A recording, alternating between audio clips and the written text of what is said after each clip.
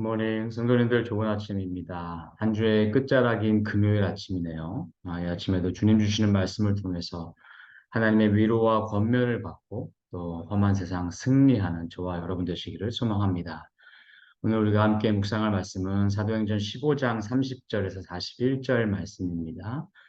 사도행전 15장 30절 41절 말씀, 진리수와 성숙은 병행되어야 한다는 제목으로 제가 함께 나누도록 하겠습니다. 그들이 작별하고 안디옥에 내려가 무리를 모은 후에 편지를 전하니 읽고 그 위로한 말을 기뻐하더라. 유다와 신라도 선지자라 여러 말로 형제를 권면하여 굳게 하고 얼마 있다가 평안히 가라는 전송을 형제들에게 받고 자기를 보내던 사람들에게로 돌아가되 바울과 바나바는 안디옥에서 유하며 수다한 다른 사람들과 함께 주의 말씀을 가르치며 전파하니라.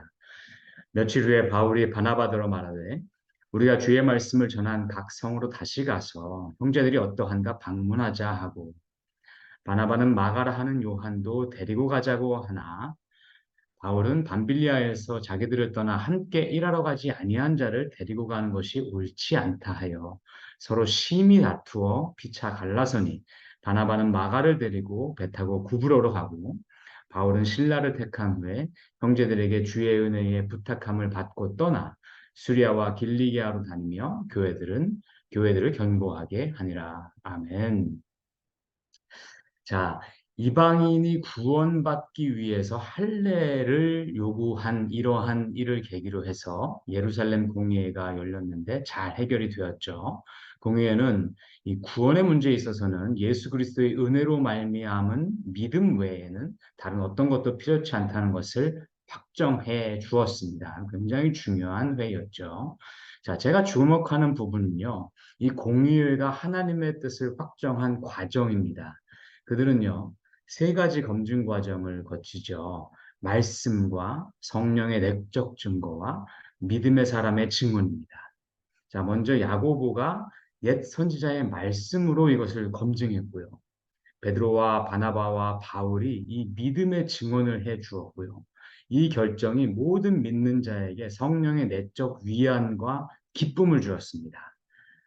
오늘도 우리가 하나님의 뜻을 분별할 일들이 많습니다. 그럴 때 이 말씀과 성령의 내적 증거와 또 믿음의 사람의 증언 이 세 가지 검증 과정을 거치면요.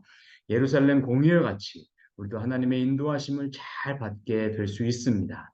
하나님은요. 하나님의 자녀들이 하나님의 뜻을 순종할 마음으로 여쭈을 때 반드시 우리에게 하나님의 뜻을 알려주시는 분이시기 때문입니다.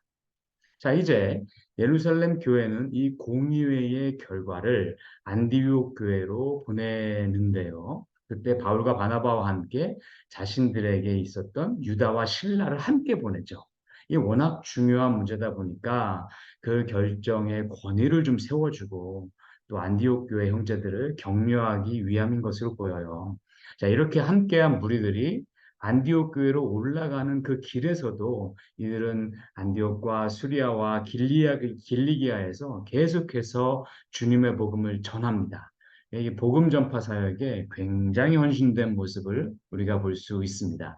이제 30절 말씀입니다. 이제 그들이 그곳 형제들과 작별하고 안디옥 교회에 도착해서 무리들을 모아서 예루살렘 공의회의 결과가 담겨 있는 편지를 그들이 직접 낭독해 줍니다.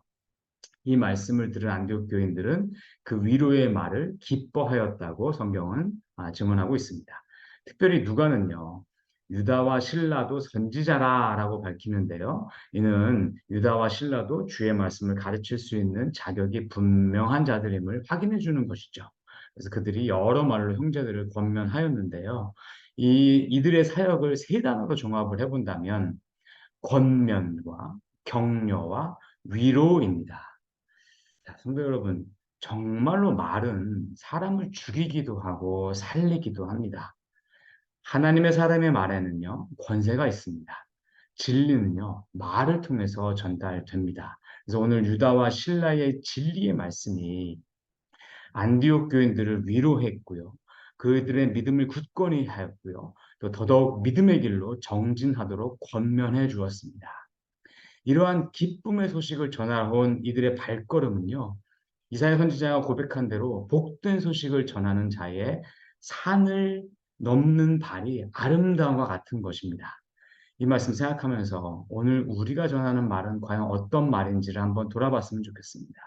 과연 내 말은 죽어가는 형제를 살리는 말인지 아니면 오히려 낙심에 빠지게 하는 말인지를 좀 돌아봤으면 좋겠습니다. 우리의 입술을 통해 선포되는 말들이 유다와 실라처럼 연약한 자들을 굳건히 하고요. 슬픔 가운데 있는 자들을 위로하고 주님께로 나아가도록 권면하는 그러한 복된 말이 되기를 주님의 이름으로 축원합니다. 자, 이제 유다와 신라는 형제들의 전성을 받으면서 예루살렘으로 이제 돌아가게 됩니다. 오늘 본문 말씀엔 34절이 없는데요. 어떠한 버전에는 이렇게 기록이 되어 있어요. 신라는 그들과 함께 유하기를 작정하고 라는 내용이 포함되어 있기도 합니다.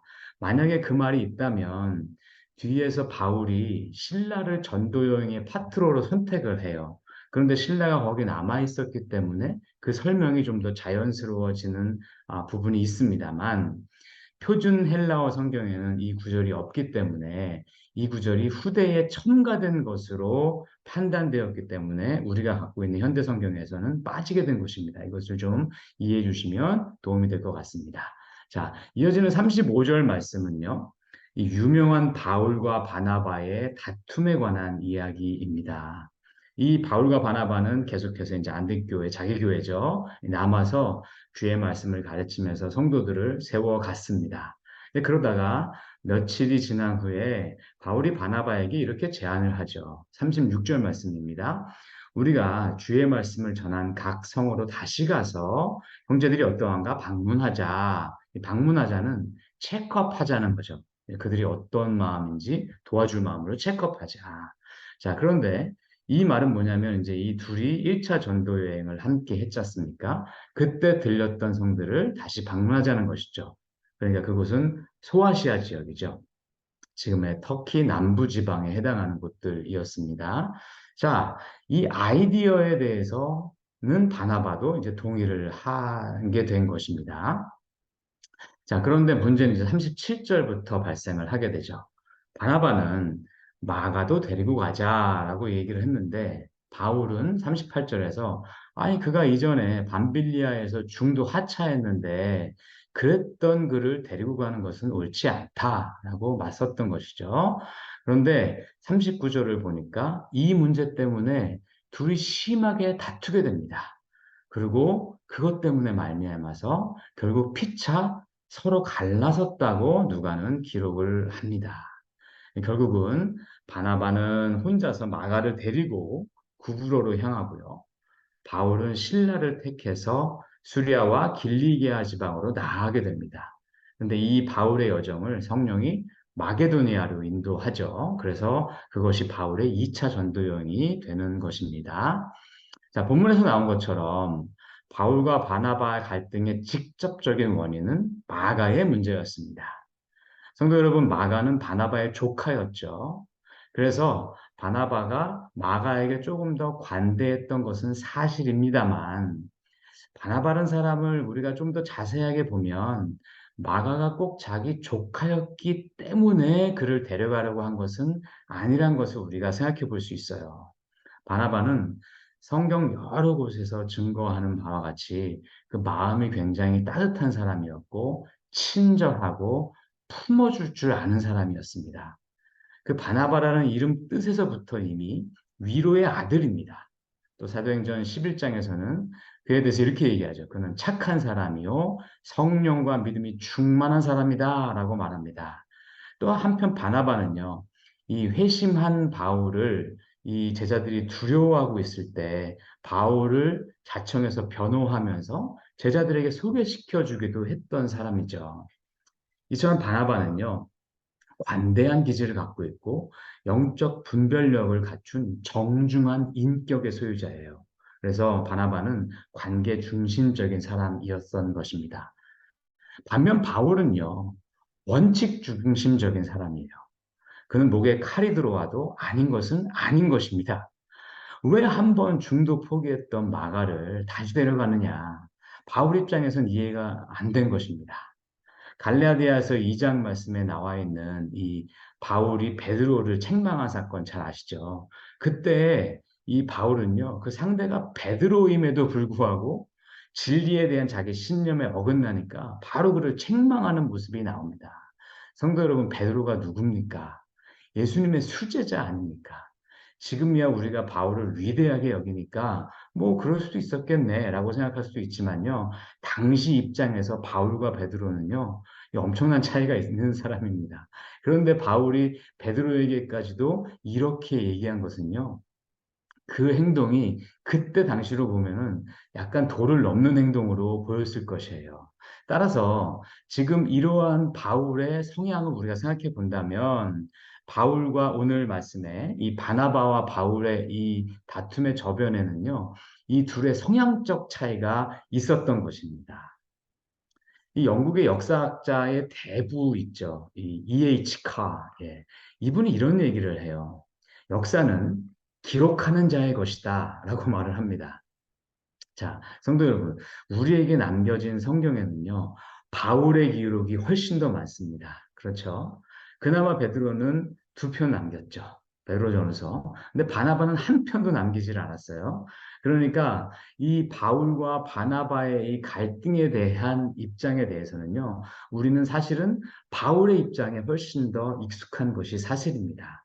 그래서 저는요, 이러한 점들을 좀 염두에 두고 우리가 이런 부분들을 묵상할 때는 행간의 의미도 좀 살피면서 함께 읽을 때 더 균형 감각을 갖춘 채로 우리가 성경을 읽을 수 있게 된다고 생각합니다. 자, 오늘 말씀은요. 누가가 기록했죠. 누가는 제3자이긴 하지만 누가는 바울의 동역자였어요. 그리고 바울의 주치이기도 했어요. 또 누가는 이제 뒤에 나오는 사도행전 16장 10절부터는요.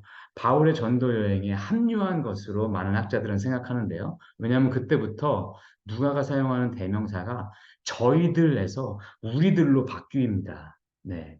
그래서 누가는 제3자이기는 했지만 바울로부터 훨씬 더 큰 영향을 받은 사람이긴 합니다. 그래서 누가는요, 바나바에 대해서는 39절에서 바나바는 구브로로 가고라고 그냥 표현했고요.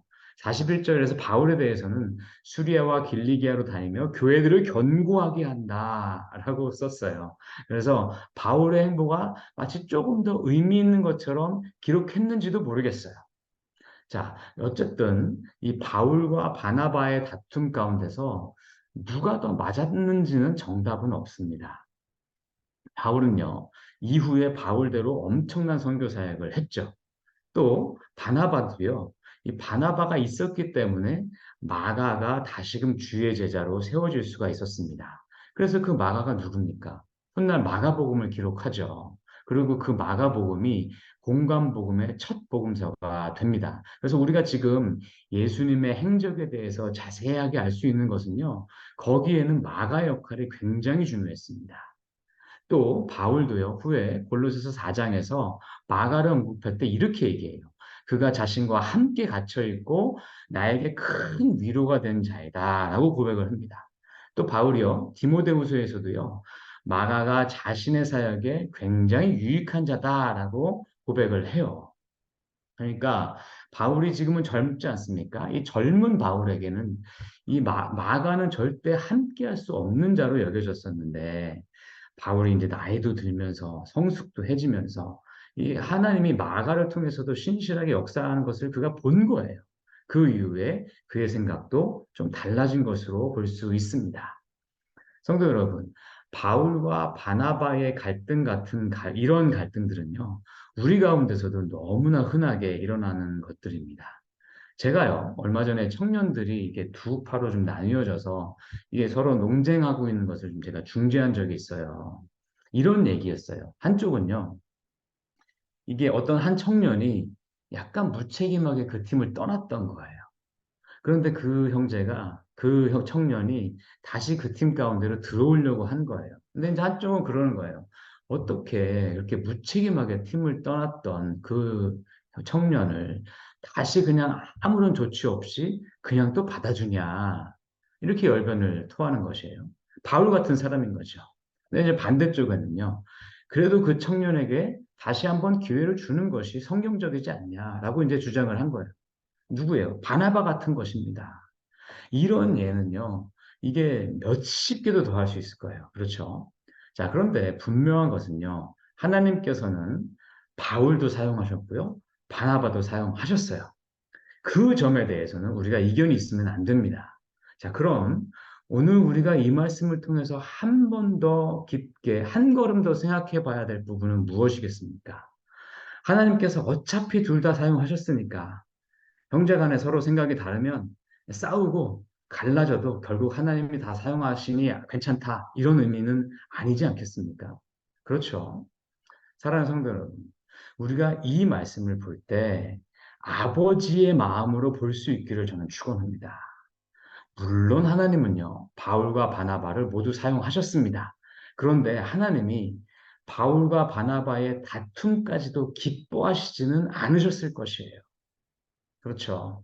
만약 오늘 말씀 39절 좀 보세요.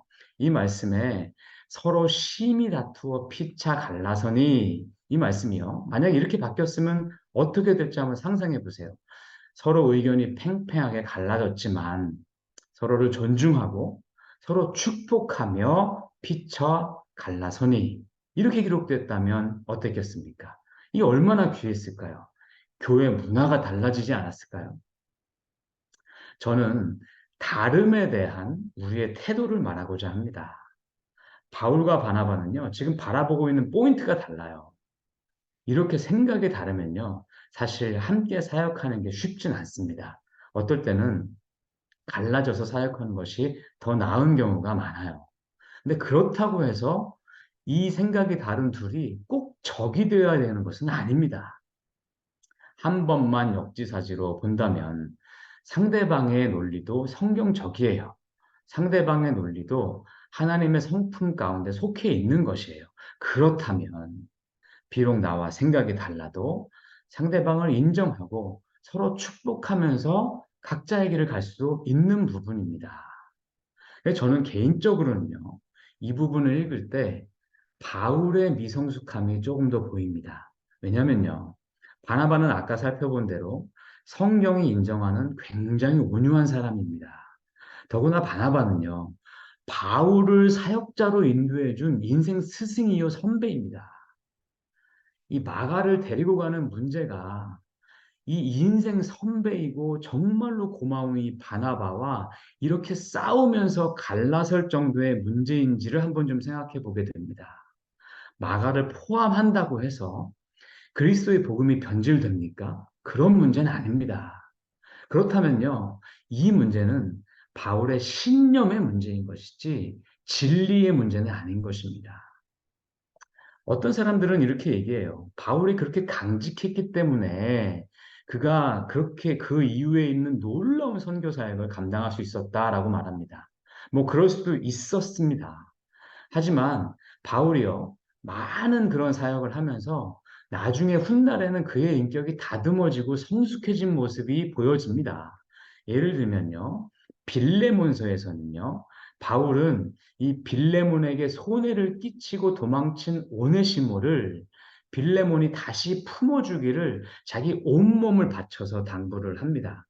이러한 모습은요, 오늘 바울이 마가를 쳐내는 모습과는 비교할 수 없이 달라진 모습이에요. 성숙된 모습입니다.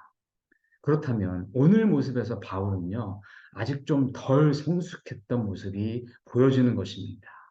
그는요, 자기의 신념을 거의 진리처럼 여기고 있어요. 그리고 그것과 다른 모든 사람들의 생각들은 다 부정하는 것이에요.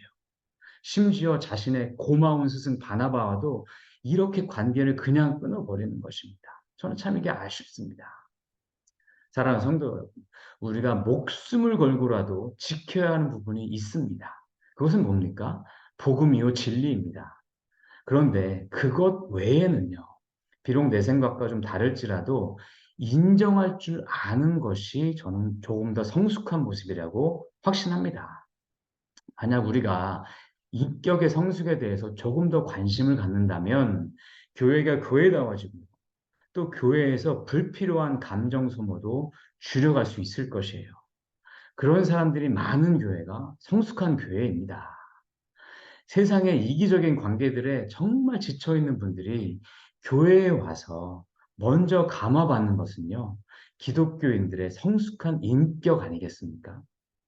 말씀을 맺겠습니다. 우리가 하나 되는데 무엇이 우리를 방해합니까? 그것이 진리와 관련된 것입니까? 계속 싸워 가십시오. 그런데 그것이 나의 신념에 관한 것입니까? 서로 축복하며 인정해 주십시오. 그것이 오늘 말씀을 통해서 우리가 배워야 할 정말 귀중한 레슨입니다. 우리 함께 기도하시겠습니다.